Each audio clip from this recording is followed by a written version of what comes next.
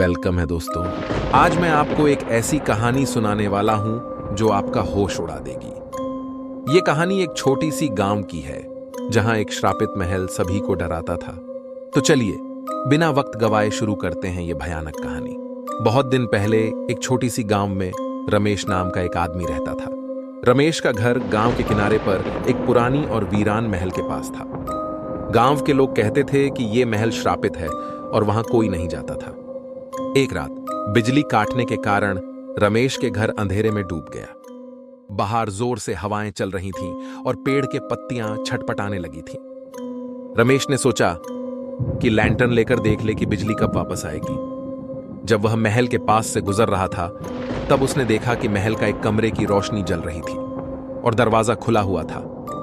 ऐसे दरवाजा खुला देखकर रमेश ने अंदर जाने का फैसला किया। अंदर घुसने पर उसने देखा कि हर जगह चिराग जल रहे थे और चारों तरफ पुरानी तस्वीरें लगी थीं। रमेश को थोड़ा अजीब लगा, फिर भी उसने आगे बढ़ने का सोचा। उसने एक पुरानी सीढ़ी देखी जो ऊपर के मंजिल तक जाती थी। सीढ़ी चढ़ते ही उसने महसूस किया कि कोई उसका पीछा कर रहा है। पीछे मुड़कर देखा तो कोई नहीं था। जब रमेश ऊपर पहुंचा उसने एक दरवाजा देखा जो हल्की सी आवाज के साथ खुल रहा था। उसने दरवाजा धक्का दिया और अंदर गया।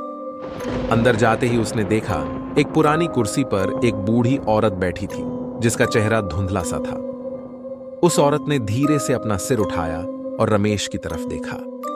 उसकी आंखों में एक अजीब सी चमक थी। रमेश ने सोचा कि यह बस उसका वहम है और उसने पलटकर भागने की कोशिश की, लेकिन उसका पैर वहां ही जकड़ गए।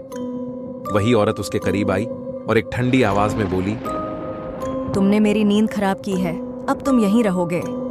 इतना कहकर उसने रमेश को छू लिया और रमेश वहीं बेहोश हो गया। अगले दिन गांव वालों ने देखा कि रमेश का घर खाली था और महल से कुछ अजीब आवाजें आ रही थीं। जब लोगों ने महल के पास गए तो उन्होंने देखा कि रमेश अब बूढ़ी औरत के साथ वहीं कुर्सी पर बैठा था और उसके चेहरे पर वही धुंधलापन था। अब वो महल और भी भयानक हो गया था क्योंकि उसमें एक और आत्मा बस गई थी। तब से गांव के लोग उस महल से दूर ही रहते हैं और कहते हैं कि जो भी उस महल के अंदर जाएगा वापस लौट के नहीं आएगा। तो दोस्तों, ये थी आज की भयानक कहानी। अगर आपको ये कहानी पसंद आए तो लाइक और शेयर जरूर करें और ऐसी ही और भी कहानियों के लिए हमारे चैनल को सब्सक्राइब करें। मिलते हैं अगले वीडियो में, तब तक के लिए जय हिंद, शुभ रात्रि।